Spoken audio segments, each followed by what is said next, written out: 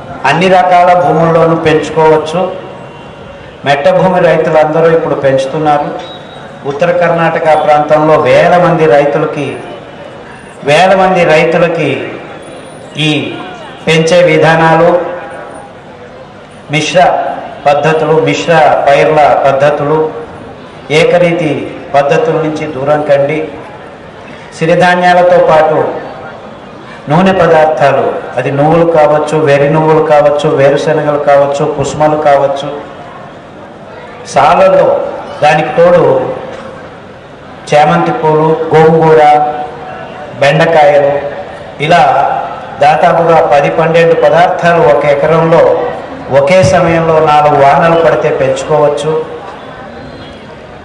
మీకు ఏ ఇబ్బంది లేకుండా ఒక పైరు పాడైతే ఇంకొక పైరు మీకు ఆర్థికంగా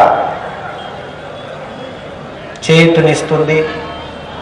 అంతేకాకుండా 4 వానలు వస్తే మీరు చిన్న చిన్న గుంతలతో కొన్ని నీళ్లను పట్టుకొని సంరక్షించుకొని వానకాలం అయిన తర్వాత మళ్ళా ఇంకొక పంట సిరిధాన్యాన్ని పెంచవచ్చు అని ప్రాయోగికంగా చేసి వందల వేల మంది రైతులకు మేము ప్రతి నెల 2 ప్రోగ్రాములు కండక్ట్ చేసి అనంతరాములు గారు కూడాను వచ్చారు. విత్తనాలు కూడా ఇస్తున్నారు, మేలో ఇస్తున్నారు.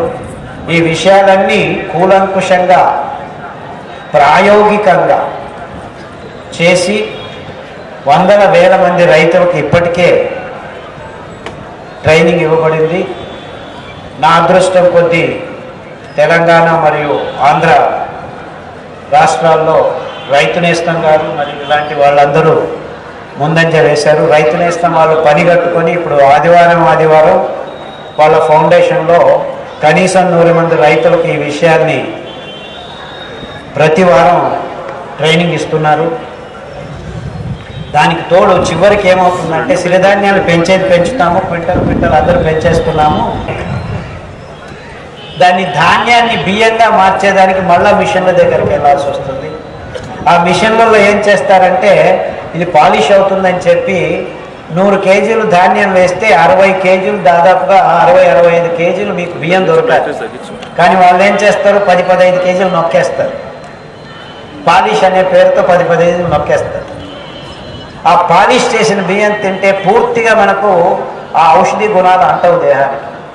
అంటే పైన ఉన్న తోలు, ఆ చిప్ప, ఆ హస్క్ మాత్రం తీసేయాలి, పొట్టు, ఆ బీజ కవచం మాత్రం తీసేయాలి.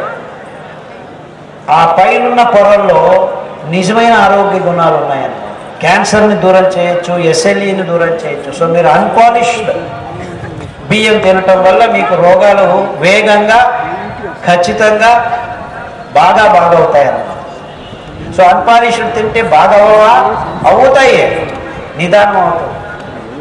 3 నెలల్లో బాగాల్సింది 6 నెలలు కావచ్చు.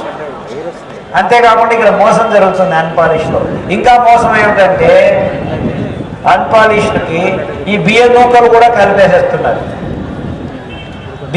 వరి బియ్యం నూకలు కూడాను తయారు చేసి కలిపేస్తున్నారు. సో ఇలా మోసాలు జరుగుతున్నాయి.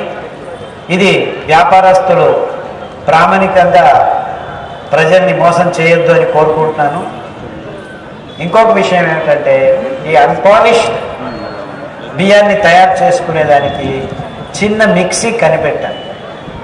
ఆ మిక్సీ బ్లేడ్ని మొండి చేసి ఆర్పిఎం, రొటేషన్స్ పర్ మినిట్, ఆ మిక్సీ తిరిగే వేగాన్ని కొద్దిగా తగ్గించేసి ఈ సిరిధాన్యాన్ని బాగా నానబెట్టి నల్ల బండ మీద ఎండబెట్టి మిక్సీలో వేసి పల్స్ చేస్తే 5 నిమిషాల్లో పొట్టును తీసేయచ్చు, తూర్పార పట్టచ్చు.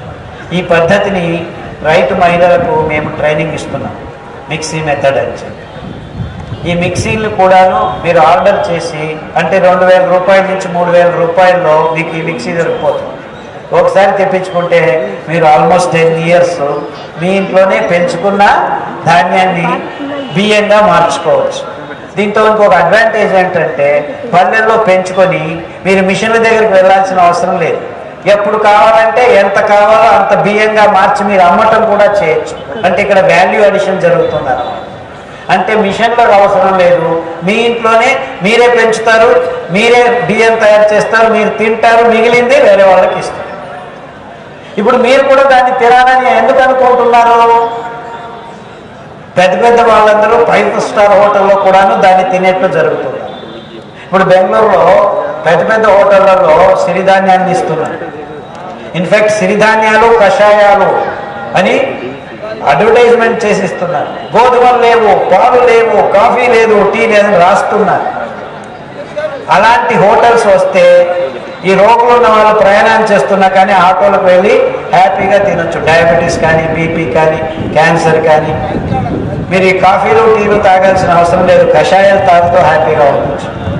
సో ఇలాంటి విషయాలన్నీ మనం కలిసికట్టుగా సమాజంలో ఆరోగ్యవంతమైన సమాజాన్ని నిర్మాణం కోసం అటు రైతుల్ని ప్రోత్సహించాలి. వాళ్ళందరికీ ఇక్కడ కూడాను ట్రైనింగ్ సెషన్లు ఏర్పాటు చేయాలని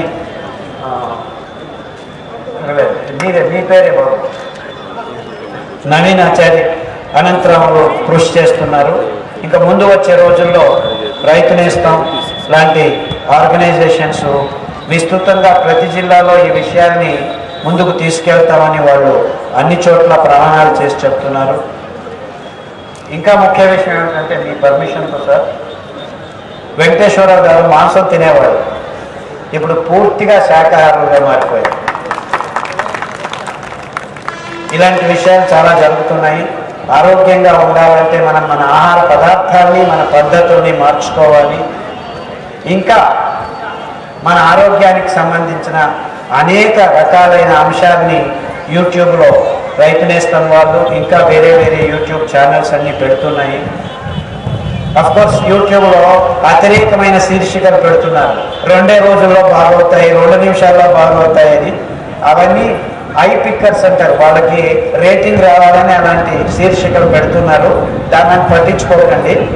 మొత్తం లెక్చర్స్ని, అంశాన్ని గమనించండి, వీడియోలు చూడండి. అందరికీ ఈ విషయాన్ని తెలియజేయండి. రైతులకి ఈ విషయాన్ని ముఖ్యంగా పని కట్టుకొని చదువుకున్న వాళ్ళు కొద్దిగా మీ సమయాన్ని వెచ్చించండి. రైతుల దగ్గరికి వెళ్ళి, పల్లెలకు వెళ్ళి ఈ విషయాన్ని చర్చించేయండి. Just 1 day a week or 1 day a month ఈ విషయాలు తెలిసిన వాళ్ళు, చెప్పగలిగిన వాళ్ళు రైతుల దగ్గరికి వెళ్ళి మాట్లాడండి. వాళ్లకు ఎరుక కలుగ చేయండి అని మిమ్మల్ని అందరినీ కోరుకుంటున్నాను. Thank you. ప్రశ్నలు. 7 నెలల్లో పుట్టిన బాబు రెటీనా ప్రాబ్లం చెప్పాను కదా, ఇదే ప్రాబ్లం అని. మన ఆహారం వల్లనే ఇలా అవుతుంది. అంటే గర్భిణీగా ఉన్నప్పుడు మీరు నిజమైన ఆహారాన్ని, ఈ సిరిధాన్యాన్ని తింటూ ఉంటే ఈ ప్రాబ్లం వచ్చేది కాదు. ఇప్పటికీ మింగిపోయింది ఏం లేదు. 7 నెలలే కాబట్టి తల్లి సజ్జలు, ఊదలు, కొర్రలు, అండుకొర్రలు భోజనం చేస్తూ తల్లి శతపుష్పి, పుదీనా, గోంగూర కషాయం తాగుతూ ఉంటే పాల నుంచే ఈ ఔషధి తత్వం పిల్లలకి మొదలవుతుంది. సో పిల్లలు 9 నెలలు, సంవత్సరం అయిన తర్వాత వాళ్ళకు కూడాను ఈ ఆహారమే మొదలు పెట్టండి. ఈ ఇబ్బందులు లేకుండా పోవడం మొదలవుతుంది. కంటి సమస్యలు అని పుస్తకంలో పట్టీలో రాశారు. ఆ ఆహార పదార్థాలు, ఆ కషాయాలు తాగి మీ పిల్లలకు కళ్ళు బాగా కనిపించేట్లు చేసుకోవచ్చు.